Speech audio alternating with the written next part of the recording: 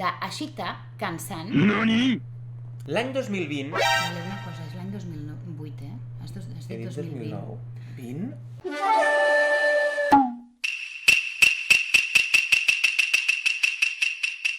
Yokoso! Nosaltres som a Aventura per Japó.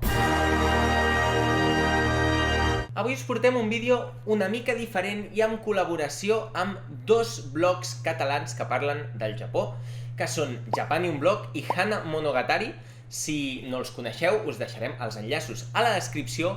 I tornant al vídeo d'avui, anirà sobre el compositor Joe Hisaishi, que sobretot és conegut per pel·lícules d'Estudio Ghibli. En realitat, el nom d'aquest artista és Mamoru Fujisawa.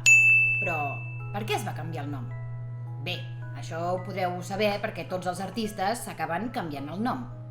Però el seu té un sentit i molt interessant. El seu nom artístic, Joe Hisaishi, fa referència al seu ídol, músic i compositor americà anomenat Quincy Jones. El kanji de Hisa es pronuncia o bé Hisa o bé Kyu. Així doncs, el seu nom es pot llegir a la vegada com Hisaishi Joe o Kyuichi Joe, que a la vegada recorda a Quincy Jones. Nascut a Nagano un 6 de desembre de l'any 1950, amb 4 anys ja feia classes de violí i ja va ser en aquell moment que va descobrir la seva passió per la música. A la seva obra hi barreja classicisme europeu amb tradició japonesa, també música electrònica experimental minimalista i tot de manera extremadament harmoniosa.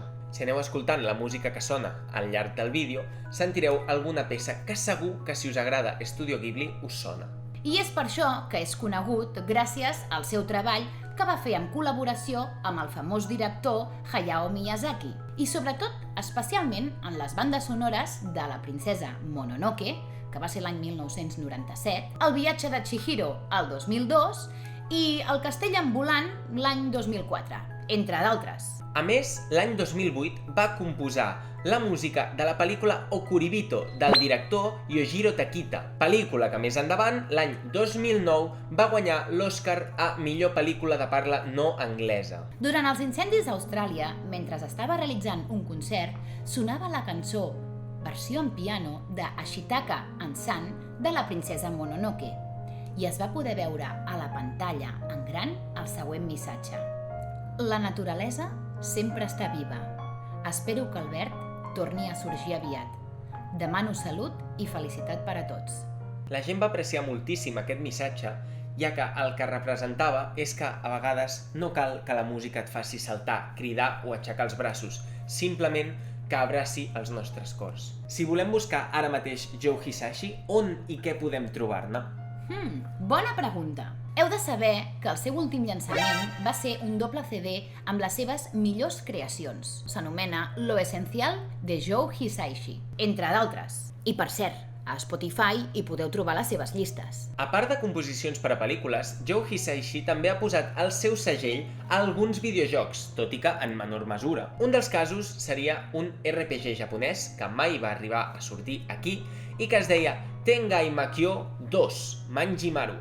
Segurament no us sona, però és un joc que va brillar per la seva història i sobretot per la seva banda sonora. En canvi, possiblement si us parlo del videojoc de Level 5 en col·laboració amb Studio Ghibli Ni no Kuni, que va sortir originalment per PlayStation 3 i Nintendo DS, sí que us sona més, perquè aquest sí que ens ha arribat aquí. I les composicions també són seves. És un videojoc, per cert, que si no l'heu jugat us el recomanem bastant. A més, també ha fet música per sèries de televisió, música per anuncis de tot tipus i, sobretot, la banda sonora dels Jocs Paralímpics d'hivern de l'any 98. És que realment aquest home és un geni. A més, una curiositat abans d'acabar el vídeo, i és que ja a la seva pròpia filla la va preparar com perquè també sigui músic. Segurament la cantarella més famosa de tot l'univers Ghibli, que si la posem segur que us sona,